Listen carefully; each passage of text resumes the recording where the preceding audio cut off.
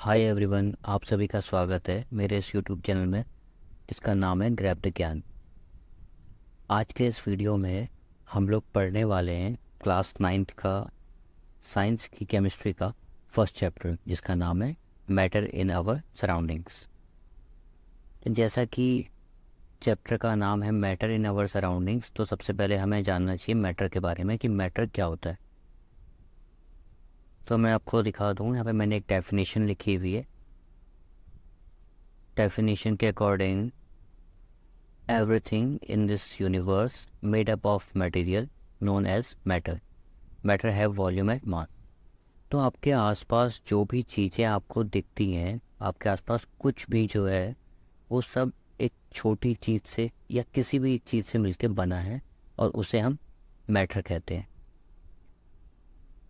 Matter में जो important चीज़ है वो क्या है, मैटर का क्या होता है, वॉल्यूम होता है, जिसका मतलब they are occupying some space, वो कहीं कुछ ना कुछ स्पेस कहीं पे ऑक्यूपाई कर रहे हैं। और साथ ही साथ उनमें क्या होता है, उनमें मास होना बहुत ज़रूरी है। वो मास होगा, जिस जिस भी चीज़ में ये दो प्रॉपर्टीज़ नहीं हैं वो मैटर नहीं हो सकता। ठीक है, और ये जो मैंने डेफिनेशन लिखी है ये एकदम एक्यूरेट डेफिनेशन है। अगर आप नोट्स बनाना चाहते हैं तो आप नोट्स बना सकते हैं इसके ज़रिए।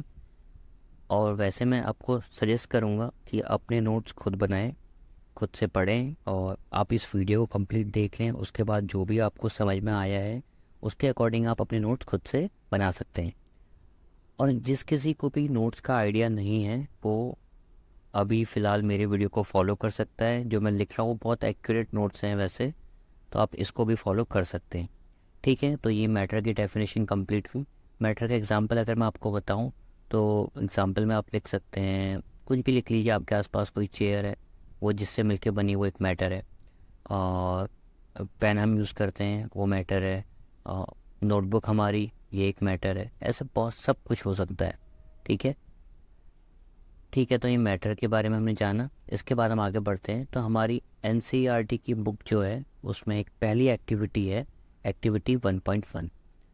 हम इससे पहले देखते हैं इसमें क्या बताया गया है। इसके अकॉर्डिंग, एक्टिविटी के अकॉर्डिंग क्या दिया गया है, टेक 100 ml बीकर। हम एक पहले बीकर बना लेते हैं यहाँ पे।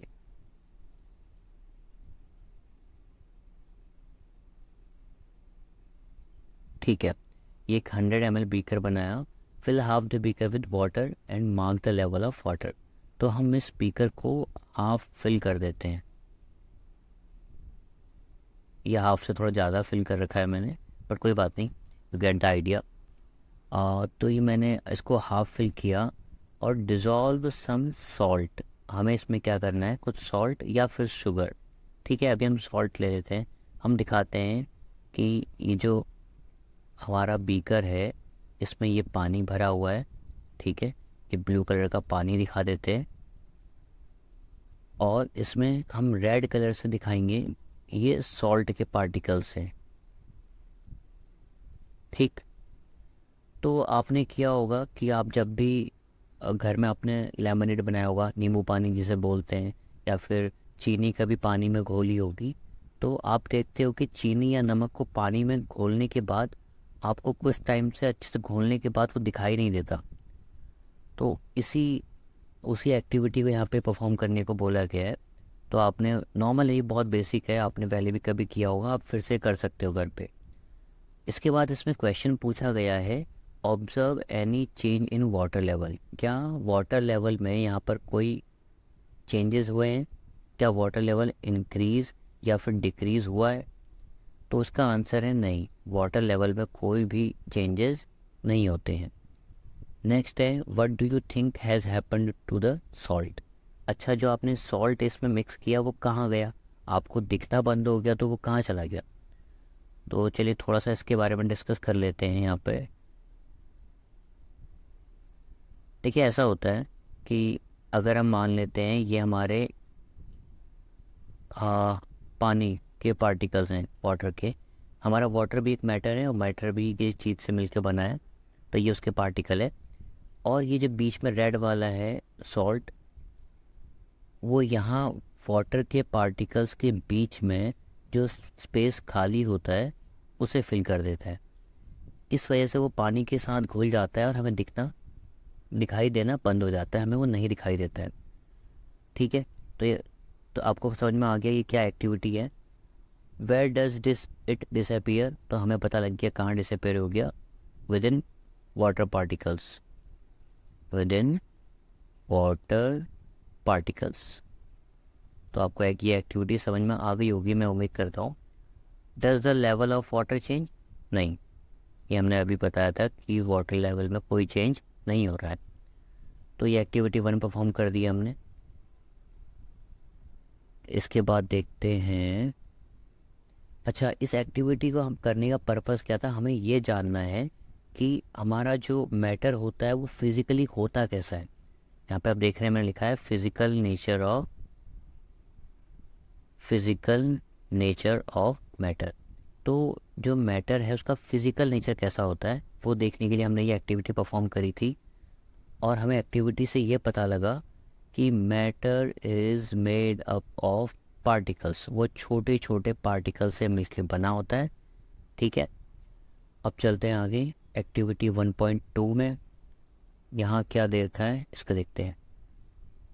ओके, एक्टिविटी 1.2 में दिया है take 2-3 crystals of potassium permanganate and dissolve them into 100 ml of water. ठीक है, इसके लिए मुझे कोई डायग्राम बनाने की ज़रूरत नहीं है, यहाँ पे ऑलरेडी दिया हुआ है। ये पहला स्टेप इन लोगों ने क्या किया है, यहाँ पर 100 ml पानी रखा है और इस सेकंड स्टेप में यहाँ पर इसमें 2-3 क्रिस्टल पोटेशियम परमैंगनेट के मिक्स किए हैं। अच्छा मैं आपको बता दूँ, पोटेशियम परमैंगनेट, सेकंड ये गलत हो गया है, हाँ पोटेशियम परमैंगनेट, इसे बोलते हैं KMnO4। वैसे बहुत ज़रूरी नहीं था आपको जानना अभी, बट ठीक है, इन फ्यूचर आपके काम आएगा। केमिस्ट्री आप अगर कंटिन्यूसली पढ़ोगे तो आपको आगे 2-3 सालों में और आगे काम आएगा, 12 तक काम आएगा, उसके बाद भी आएगा जब तक पढ़ते रहोगे। ठीक है, तो KMnO4 होता है पोटेशियम परमैंगनेट। और यहाँ आपने सेकंड वाले में देखा कि पोटेशियम परमैंगनेट के 2 या 3-4 क्रिस्टल वो उस पानी में डाले गए और ऐसा करने से इसका कलर कुछ चेंज हो गया। इसका कलर कुछ डार्क पिंक सा भी दिखाई दे रहा है हमें, पिंक या पर्पल कह सकते हैं। हाँ ठीक, नेक्स्ट स्टेप में क्या किया गया है, इस पहले वाले बीकर से 10 ml हमने सॉल्यूशन अलग से निकाल दिया और उसे किसी फ्रेश 90 ml वाटर के साथ मिक्स कर दिया।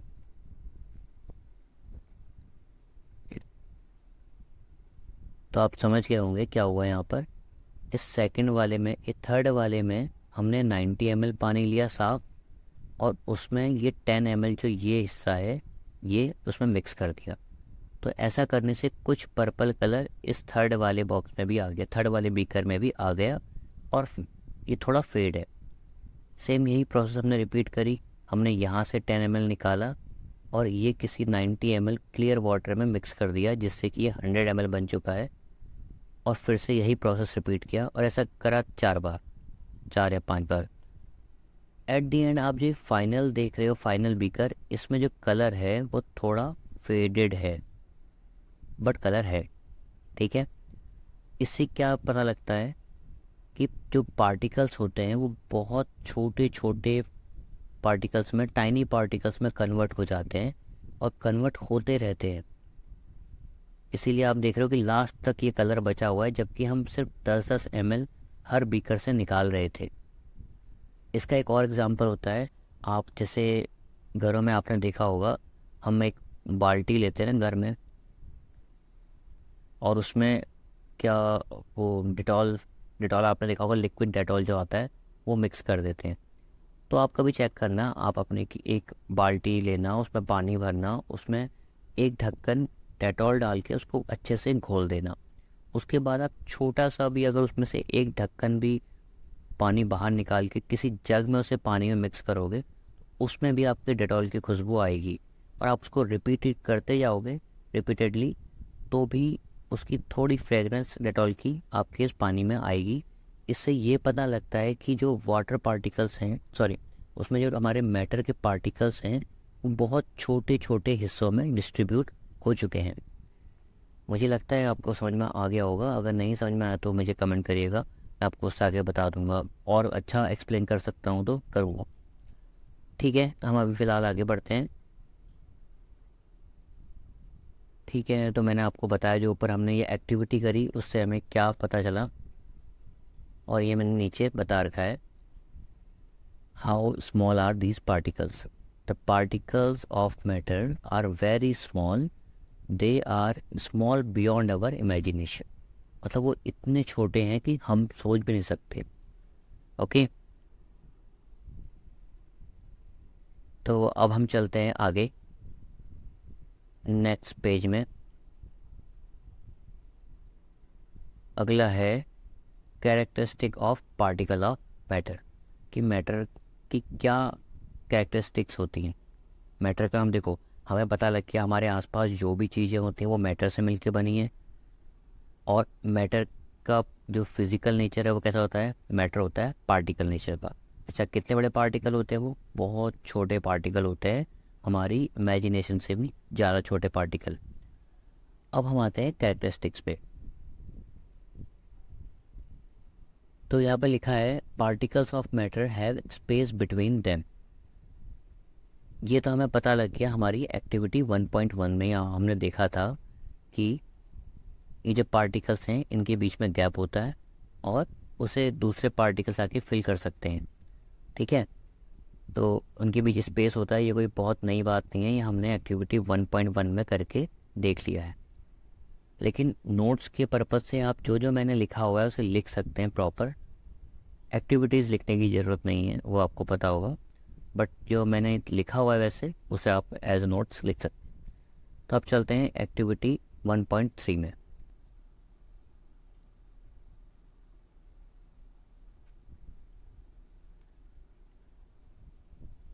एक्टिविटी 1.3 में यहाँ पे बताया गया है कि put an unlit incense stick in a corner of your class, how close do you have to go near it so as to get its smell. तो इसमें बताया गया है कि आप जो धूप या अगरबत्ती आती है जो हम मंदिरों में यूज़ करते हैं, उसे अगर बिना जलाए हुए रखें कहीं पर, या फिर अगर आप परचेज़ करते टाइम पे भी चेक करते हैं कभी कभी कि इसकी फ्रेगरेंस कैसी है, तो हमें बहुत पास से उसको चेक करना पड़ता है कि उसकी फ्रेगरेंस कैसी है। लेकिन अगर आप उसे जला दो एक बार, किसी रूम में जला के रख दो या मंदिर में रख दो, तो आपके रूम तक उसकी फ्रेगरेंस आ जाती है। ठीक है, तो now light the intense stick, what happens, do you get the smell sitting at distance, record your observation. ठीक है, यह तो ये हमें पता ही है कि अगर अनलिट इंटेंस स्टिक है तो उसकी खुशबू हमारे पास नहीं आएगी, हमें बहुत पास आके उसको खुद से चेक करना पड़ेगा। और अगर वो एक बार जल जाती है, हम उसको लाइट कर देते हैं, तो वो दूर दूर तक जाती है उसकी फ्रेगरेंस। क्यों जाती है? क्योंकि एक टर्म होती है काइनेटिक एनर्जी।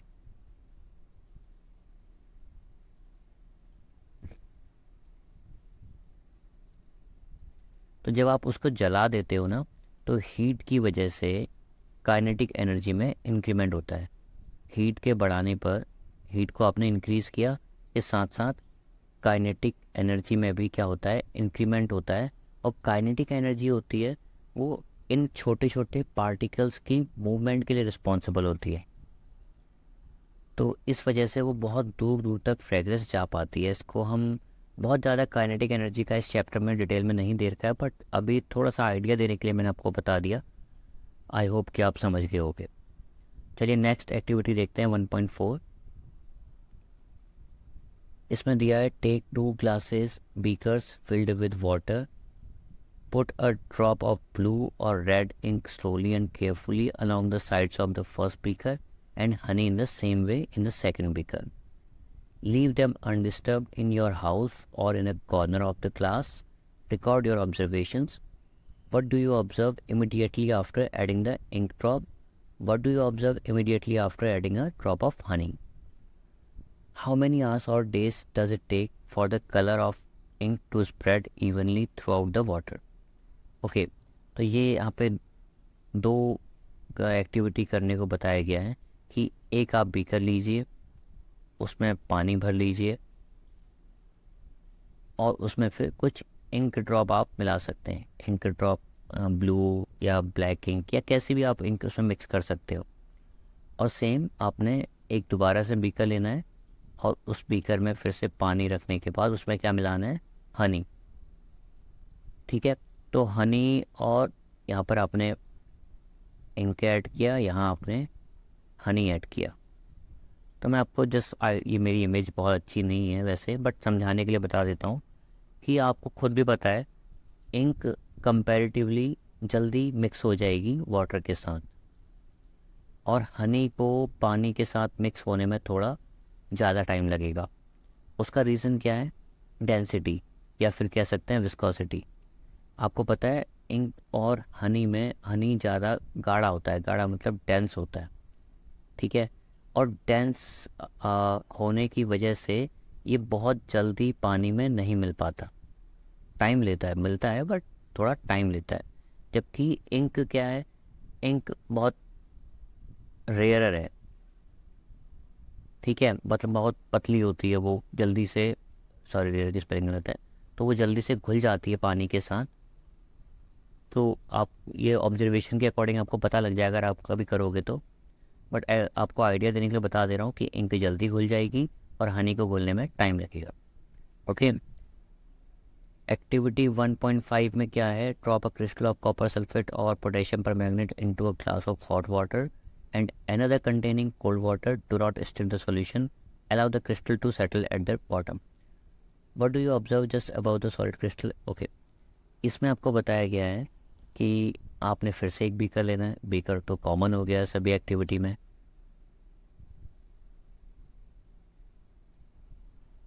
इसमें आप एक कॉपर सल्फेट का क्रिस्टल रखेंगे। कॉपर सल्फेट का फॉर्मूला क्या होता है, CuSO4। और पोटेशियम पर मैग्नेट का तो हमने पिछली एक कुछ शायद 1.2 एक्टिविटी में चेक देखा ही था, या 1.2 में, हाँ 1.2 में। तो पोटेशियम पर मैग्नेट का फॉर्मूला क्या था, अभी आपने किया, आपको याद होगा। जिसे याद नहीं आया उसको बता देता हूँ, KMnO4। तो आपने क्या करना है, कॉपर सल्फेट और पोटेशियम पर मैग्नेट को लेना है into a glass of hot water and another containing cold water. तो आप चलिए कॉपर सल्फेट ले लीजिए। इसमें आपने कॉपर सल्फेट लिया और वाटर लिया कोल्ड। सेम आपने एक बर्तन और लिया, उसमें आपने कॉपर सल्फेट रखा और वाटर लिया हॉट, थोड़ा गर्म पानी ले लिया। तो what do you observe just about the solid crystal in a glass. तो आप देखोगे कि कॉपर सल्फेट की वजह से इस गर्म पानी वाले सॉल्यूशन को जल्दी कलर दिखेगा कॉपर सल्फेट का। ठीक है, तो इसमें कॉपर सल्फेट का कलर बहुत जल्दी फैलेगा क्योंकि ये गर्म पानी है। गर्म पानी की वजह से फिर से क्या होता है, काइनेटिक एनर्जी ज़्यादा होगी और जो उसके मॉलिक्यूल जो पार्टिकल्स है वो बहुत जल्दी खुलेंगे। जबकि कोल्ड वाटर में कंपैरेटिवली थोड़ा स्लो वो घुलते हैं, धीरे धीरे, तो कलर दिखेगा अभी तो थोड़ा थोड़ा हल्का हल्का स्लाइटली दिखेगा, बहुत कम दिखेगा। ठीक है, but does the rate of mixing change with the temperature. Yes, temperature के चेंज होने पर मिक्सिंग का रेट भी चेंज होता है। वाई एंड हाउ का मैंने आपको आंसर अभी दिया है कि टेम्परेचर ज़्यादा होगा तो काइनेटिक एनर्जी ज़्यादा होगी, और काइनेटिक एनर्जी ज़्यादा होगी तो मिक्सिंग बहुत जल्दी होगी, क्योंकि काइनेटिक एनर्जी ज़्यादा होने से पार्टिकल्स बहुत जल्दी मूव करते हैं। तो 1.5 एक्टिविटी तक हमने किया। मैं उम्मीद करता हूँ कि आपको यहाँ तक समझ में आ रहा होगा, और अगर आपको नहीं समझ में आता है तो आप कमेंट करके मुझे बता सकते हैं, मुझे बताएंगे, फीडबैक देंगे, तो मैं नेक्स्ट वीडियो में वो जो मिस्टेक्स हैं वो रिपीट नहीं करूँगा। फ़िलहाल चलते हैं हम लोग अपने नेक्स्ट टॉपिक पे, वो है particles of matter are continuously moving, oh sorry, characteristic of particles of matter पढ़ रहे हैं हम। तो पहली हमारी ये थी, particle of matter have space between them. Second है हमारा, particles of matter are continuously moving. तो अभी भी हमारी ये कैरेक्टरिस्टिक्स चल रही हैं। पहली क्या थी, पहली कैरेक्टरिस्टिक्स थी they have space between them. Second है particles of matter are continuously moving. अच्छा, इसी वजह से कॉन्टीन्यूसली मूविंग का जो आप देख रहे हैं सामने, यहाँ पे आप देख रहे हैं कॉन्टीन्यूसली मूविंग। जो मैटर के पार्टिकल्स होते हैं वो हमेशा मूव करते हैं। तो इसी रीज़न की वजह से 1.3 में आपने देखा कि आपके पास तक फ्रेगरेंस आ रही थी। 1.4 में भी आपने देखा कि इंक और हनी आपस में मिल जा रहा है। इंक पानी में यहाँ पे मिल रहा है और दूसरे वाले में हनी पानी में मिक्स हो पा रहा है। क्यों? क्योंकि उनके पार्टिकल्स हमेशा मूव कर रहे हैं धीरे धीरे। धीरे धीरे हमेशा नहीं, वो डिपेंड करता है सिचुएशंस पे। और एक्टिविटी 1.5 में भी आपने देखा कि यहाँ भी इस कॉन्टीन्यूसली मूविंग की वजह से यहाँ पर आपको CuSO4 का कलर दिखाई देता है। तो ये सेकंड जो कैरेक्टरिस्टिक है, particles of matter are continuously moving, इसमें एक टर्म हमने बताया था कि काइनेटिक एनर्जी का आएगा। तो यहाँ पे मैंने काइनेटिक एनर्जी की डेफिनेशन लिखी है, when a body possess energy due to its motion called kinetic energy. तो काइनेटिक एनर्जी की डेफिनेशन है ये। इसके बाद है डिफ्यूज़न। ये भी एक बहुत अच्छा टॉपिक है, आपके NCERT के बुक के बीच में से मिलेगा आपको। इसकी डेफिनेशन आ सकती है अगर आपके क्लास टेस्ट या आपके फाइनल एग्ज़ाम में। डिफ्यूज़न क्या होता है? The intermixing of particles of two different types of matter on their own. ये बहुत इम्पॉर्टेंट है। इसमें आपने अपनी एक्टिविटी 1.1 में खुद से चीनी या नमक को पानी में घोला था, उसमें हमने घोला था। बट यहाँ क्या हो रहा है कि ऑन देयर ओन, जब पार्टिकल्स अपने आप ही दूसरे पार्टिकल्स के साथ मिक्स होते हैं, इस कंडीशन को बोलते हैं डिफ्यूज़र। सकते हैं शन को लिख सकते हैं, शन को लिख सकते हैं, शन को लिख सकते हैं। ये बहुत अच्छी डेफिनेशन है, इसको याद करने के लिए आपके टेस्ट वगैरह में। इसके बाद हम चलते हैं अपने नेक्स्ट टॉपिक पे। ओके, ये तो एक्टिविटी है, एक्टिविटी 1.6। इसमें आप देख रहे हैं play this game in the field, make 4 groups and form human chains as suggested. The first group should hold each other from the back and lock arms like इडुमिस्मी dancers. जैसे figure में दिखा रखा है वैसे आपको एक दूसरे को पकड़ना है। तो इसके ये जो इडुमिस्मी है डांस है, ये अरुणाचल प्रदेश का एक डांस है, ये ट्राइबल कम्युनिटी का होता है। तो इसमें इन लोगों ने कैसे, आप देख रहे हो कैसे इंटरलॉक किया हुआ है, खुद को एक दूसरे को पकड़ा हुआ है बहुत अच्छे से। The second group should hold hand to form a human chain. और सेकंड ग्रुप को क्या करना है? ह्यूमन चेन की तरह पकड़ना है, सिर्फ हाथ से हाथ पकड़ लेने। The third group should form a chain by touching each other. अच्छा, थर्ड पार्टी को सिर्फ टच करना है, हाथ से हाथ टच कर लिया बस, अच्छे से पकड़ना नहीं है, बस टच करना है। Now the fourth group of students should run around and try to break the 3 human chains one by one। जिसमें सिंपल सा है कि जो पहला ग्रुप है, जो फर्स्ट ग्रुप आपका है, वो बहुत स्ट्रांगली एक दूसरे से कनेक्टेड है। सेकंड वाला फर्स्ट वाले के कंपैरिजन में थोड़ा वीक है, ठीक है। और थर्ड वाला तो वीकेस्ट है, तो उसने सिर्फ टच कर रखा है। तो अगर ये जो फोर्थ ग्रुप है जो सबकी चेन को तोड़ रहा है, वो तोड़ने जाएगा, सबसे इजीली कौन है तोड़ना? थर्ड वाले को, क्योंकि वो लोग सिर्फ टच करके बैठे हुए हैं, वो इजीली टूट सकते हैं। सेकंड वाले में इस थर्ड के कंपैरेटिवली थोड़ा मुश्किल होगा, बट फिर भी इजीली तोड़ सकते हैं। और सबसे ज़्यादा स्ट्रॉन्ग कौन सा है? फर्स्ट वाला। तो फर्स्ट वाले पार्टिकल्स को तोड़ना सबसे ज़्यादा टफ है इस पूरी एक्टिविटी में, ठीक है। अगली एक्टिविटी है 1.7। Take an iron nail, a piece of chalk and a rubber band, try breaking them by hammering, cutting और स्ट्रेचिंग। अच्छा, हमने क्या इसमें 3 आइटम ले रखे हैं। एक आयरन नेल है, आयरन नेल को आप हैमर से मारोगे तो वो थोड़ा शेप चेंज हो सकता है, थोड़ा बहुत हो सकता है, मतलब सीधा आयरन नेल होगा तो मुड़ जाएगा। आप उसको काटोगे तो कट सकता है, स्ट्रेच तो नहीं होगा, ठीक है। जबकि पीस ऑफ चॉक आपका टूट जाएगा इजीली, और रबर बैंड भी आप अगर उसको स्ट्रेच करोगे एक लिमिट के बाद टूट जाएगा। तो in which of the about 3 substance do you think the particles are held together with greater force? तो iron nail, piece of chalk and rubber band. आपको खुद पता है कि इसमें सबसे जो ईजिली टूट जाएंगे, वो पीस ऑफ चॉक टूट जाएगा ईजिली हैमरिंग पे और रबर बैंड स्ट्रेचिंग से। बट आयरन नेल जो है वो कंपैरेटिवली इन दोनों से ज़्यादा स्ट्रॉन्ग है, उसे तोड़ना थोड़ा मुश्किल है। चलिए चलते हैं नेक्स्ट एक्टिविटी में 1.8। Take some water in a container, try cutting the surface of water with your fingers, were you able to cut the surface of water, what could be the reason behind okay. तो वही, आप एक container लीजिए, फिर से ये container है, इस कंटेनर में आपने पानी भर दिया फिर से। अब आप इस पानी को काटने की कोशिश करिए हाथ से मार के।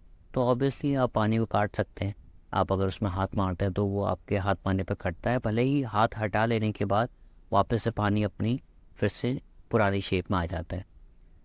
What could be the reason behind the surface of water remaining together.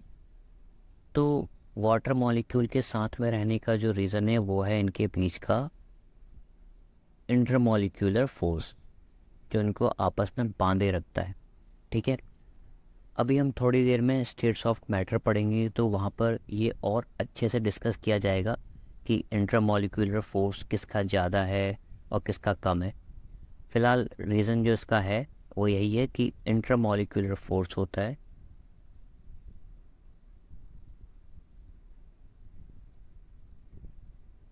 ठीक है। नेक्स्ट है particle of matter attract each other, ये थर्ड कैरेक्टरिस्टिक है। अच्छा, फिर से रिपीट करते हैं। फर्स्ट कैरेक्टरिस्टिक हमने क्या पढ़ी थी, they have space between them, particles of matter have space between them. Second characteristic हमने क्या पढ़ी थी, they are continuous. Third characteristic हम क्या पढ़ रहे हैं, particle of matter attract each other. तो हमने जो अभी 3 एक्टिविटी करी हैं वो इसी अट्रैक्ट ईच अदर के बिहाफ पर हमने कर रखी हैं, उसी को हम यहाँ पर डिस्कस करेंगे। तो हमने पहली एक्टिविटी में देखा था कि यहाँ पर आपस में ये जो इस इदू मिसमी डांसर्स की फॉर्म में है वो ज़्यादा स्ट्रॉन्ग है, वो एक दूसरे के बहुत ज़्यादा क्लोजली पैक्ड होते हैं। ठीक है, तो particles of matter attract each other, इसका मतलब है कि वो एक दूसरे को अट्रैक्ट करते हैं। अगर 2 पार्टिकल्स हैं तो वो आपस में एक दूसरे को अट्रैक्ट करते हैं बाय इंटरमॉलिक्यूलर फोर्स। अच्छा, ये डिपेंड करता है कि इंटरमॉलिक्यूलर फोर्स कितना होगा, ये डिपेंड करता है उसकी स्टेट पे। 3 टाइप की स्टेट होता है, अभी हम पढ़ेंगे थोड़ी देर में, बट अब तब तक के लिए बता दूँ, सॉलिड, लिक्विड एंड गैस। ठीक है, तो मुझे लगता है यहाँ तक जो जितना सफिशिएंट आपकी क्लास के अकॉर्डिंग, आपकी बुक के सिलेबस के अकॉर्डिंग आपको बताना चाहिए था, मैंने बताया है। फिर भी अगर कुछ रह गया हो तो आप कमेंट में पूछ सकते हैं, मैं उसको अच्छे से एक्सप्लेन करने की कोशिश करूँगा। और भी कुछ अगर आपको फीडबैक देना हो तो आप बता सकते हैं। चलिए आगे बढ़ते हैं। इंटेक्स क्वेश्चन आ गए हैं हमारे पेज नंबर 3 में, जो इंटेक्स क्वेश्चन है उसको हम डिस्कस करते हैं अभी। तो इसका पहला क्वेश्चन है, which of the following are matter. Okay, तो चेयर मैटर है, हाँ, जो मैटर है हम उसको लिख लेते हैं यहाँ पे। कौन कौन मैटर है, चेयर मैटर है, हाँ, क्योंकि चेयर में मास भी है और वॉल्यूम भी है। एयर, यस, एयर भी मैटर है क्योंकि एयर का मास और वॉल्यूम दोनों होता है। लव का ना मास दिखता है ना वॉल्यूम, तो ये मैटर नहीं है। ना ही स्मेल, ना ही हेट। आलमंड्स, यस, ये मैटर है, आपको रीज़न पता है क्यों है। थॉट, आपके थॉट मैटर नहीं हो सकते क्योंकि थॉट का कोई मास नहीं है और ना ही वॉल्यूम। कोल्ड नहीं, कोल्ड भी मैटर नहीं है। लेमन, यस, लेमन मैटर है। और वाटर, यस, वाटर भी मैटर है। स्मेल ऑफ परफ्यूम, यस, ये मैटर है क्योंकि इसका वॉल्यूम भी होता है और कुछ ना कुछ मास भी होता है, भले ही हमने कभी मेज़र नहीं किया बट मास तो होता है। ठीक है, सेकंड क्वेश्चन देखते हैं। Give reason for the following observation.